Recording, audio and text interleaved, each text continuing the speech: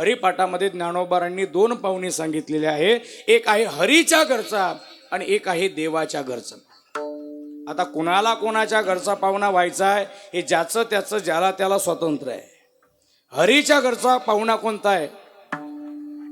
तीर्थवती भाव दरी रे करुणा शांती दया पाहुणा हरी करी. हा हरीच्या घरचा पाहुणा आहे, म्हणजे देवाच्या घरचा पाहुणा आहे. आणि यमाच्या घरचा पाहुणा कोणता आहे? हरि बिन जप नरकाची पैदा यमाचा पाहुणा सारी होय. यमाचा पाहुणा सारी होय. हरि बिन जप नरकाची पैदा यमाचा पाहुणा सारी होय. यमाचा पाहुणा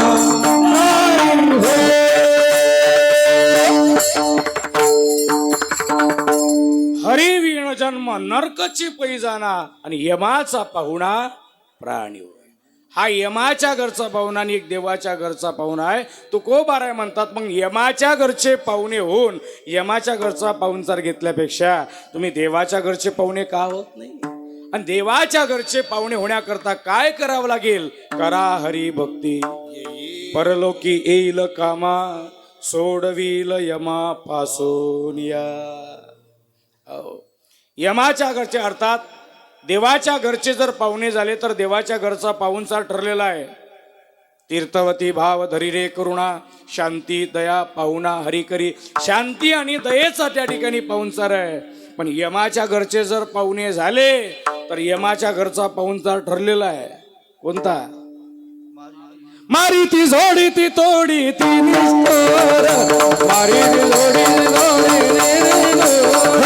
मारी ती जोडी ती तोडी ती निष्ठुर मारी ती जोडी ती हा हा हा मारी ती जोडी ती तोडी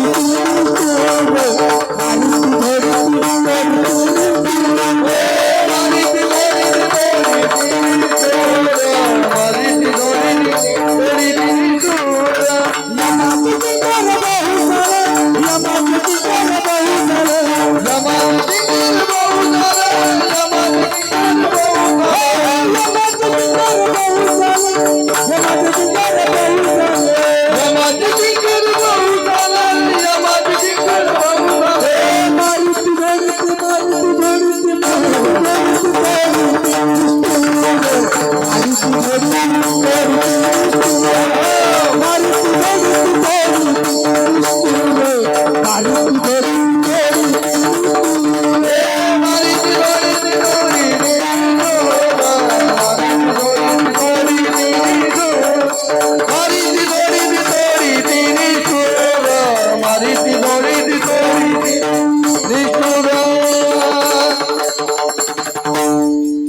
मारिती झोडिती तोडिती निष्ठुर यमाचे किंकर बहुसाल.